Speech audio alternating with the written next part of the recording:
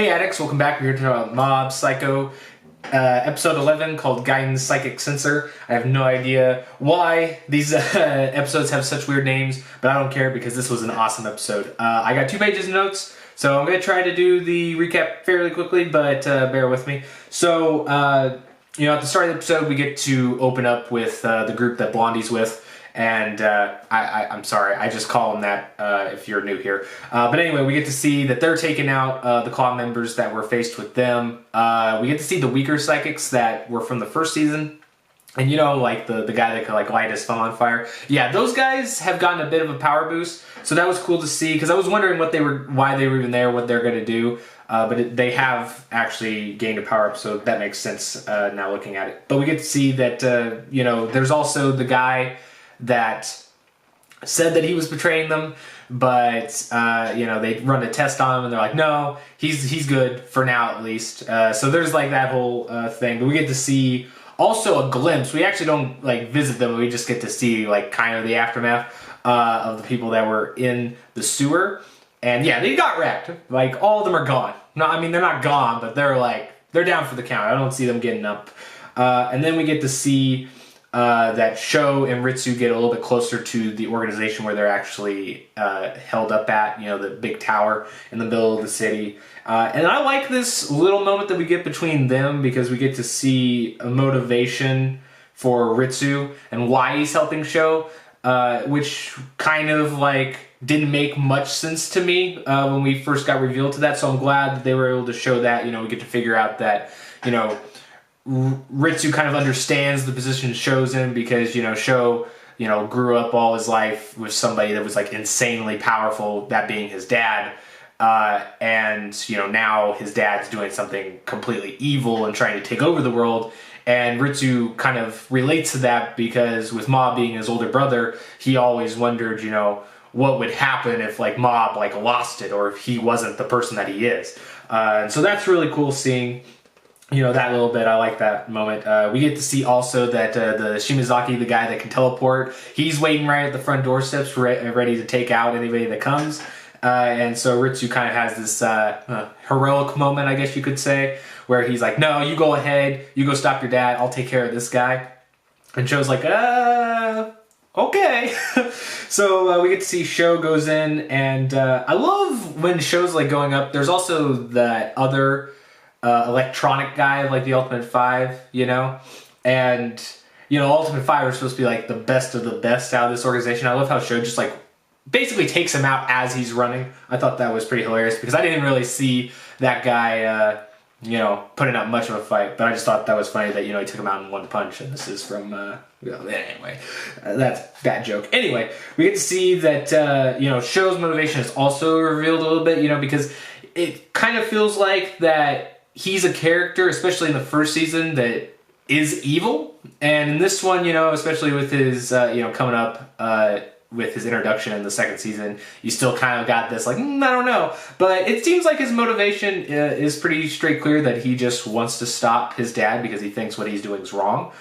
So, he's got kind of a noble approach to it, or I guess ideology on how people should act. And so we get to see that pretty cut and dry there. We also get to see that Mob is back in the game, and he's kind of pissed because he's going up against these people in the streets. They're the people that Claw gave psychic powers to that weren't born with psychic powers.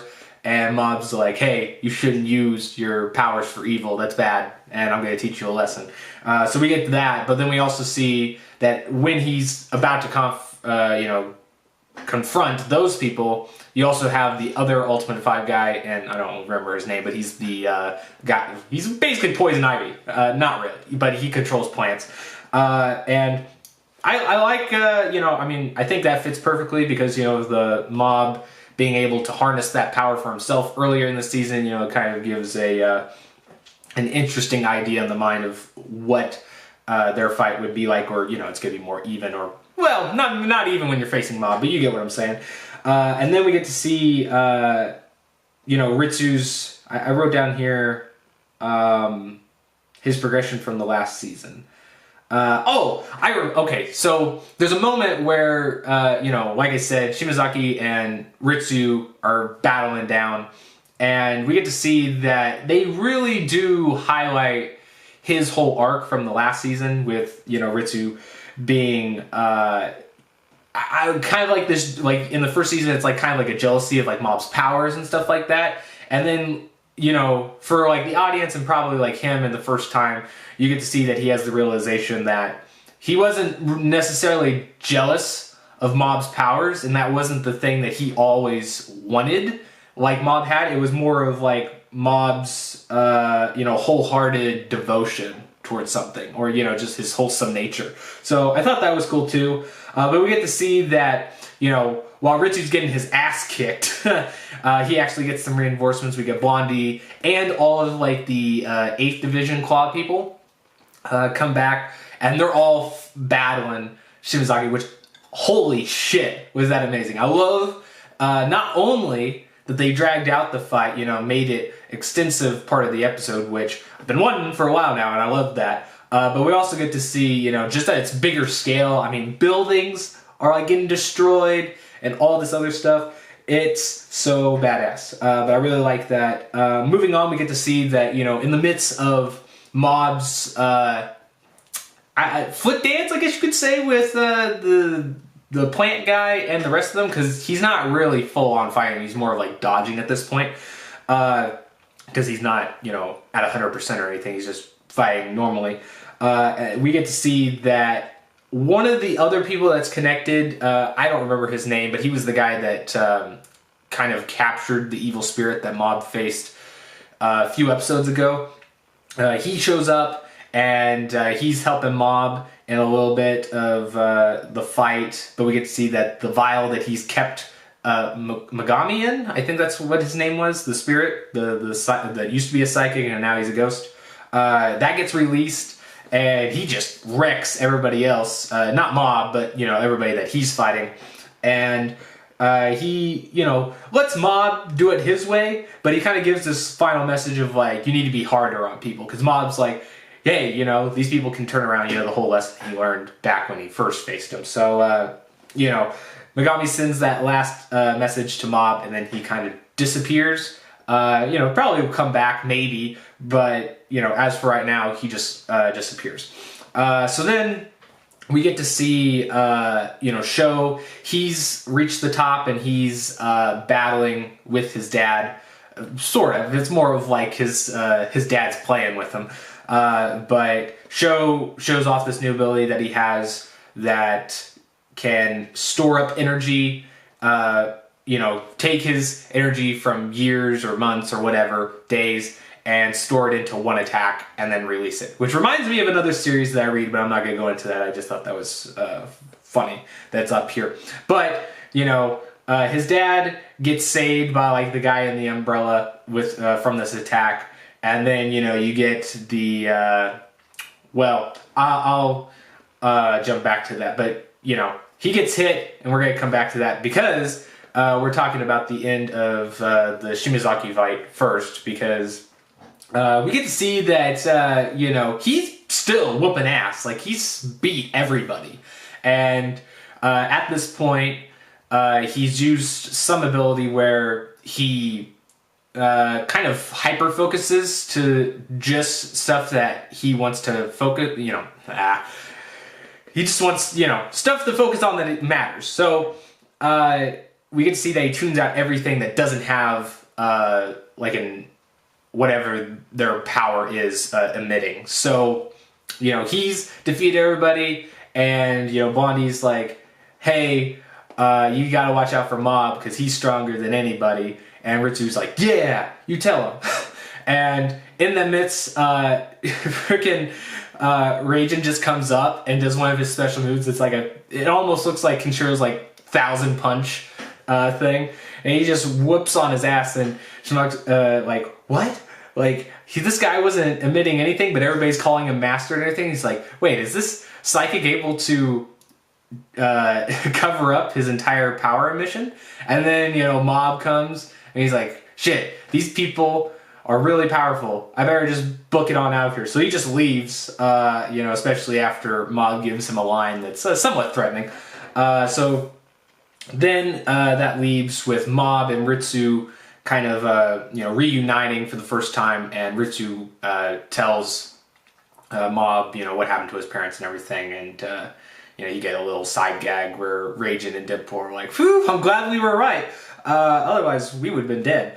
And then we get like I said, back to or I guess before I jump ahead of myself, you get to see that Mob is taking the advice that Megami gave him earlier in the episode a different way, and he's saying, that he wants everybody to stay behind because it's too dangerous, and, instead of being, like, harder in terms of, like, killing your enemies, he's like, I gotta make the hard choice and push them away, my friends, so that I can do this myself.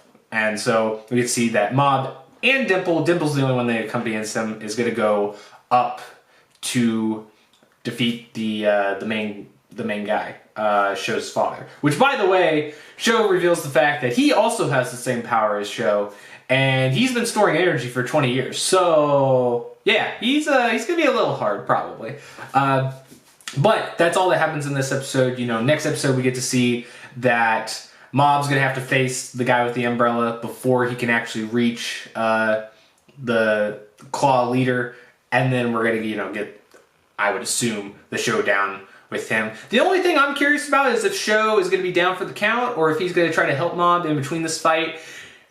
Maybe even, this is a stretch because I don't think it would happen because Sho seems like he's a pretty strong psychic. But if Dimple could possess him, that'd even be pretty cool. I wouldn't mind that. But yeah, looking forward to the next episode. I will say, out of my impressions of this episode, the fight, loved it. Shimazaki is easily my favorite character in this season. New characters, obviously, but I love that guy. He's such a badass, and I love the air he has about him.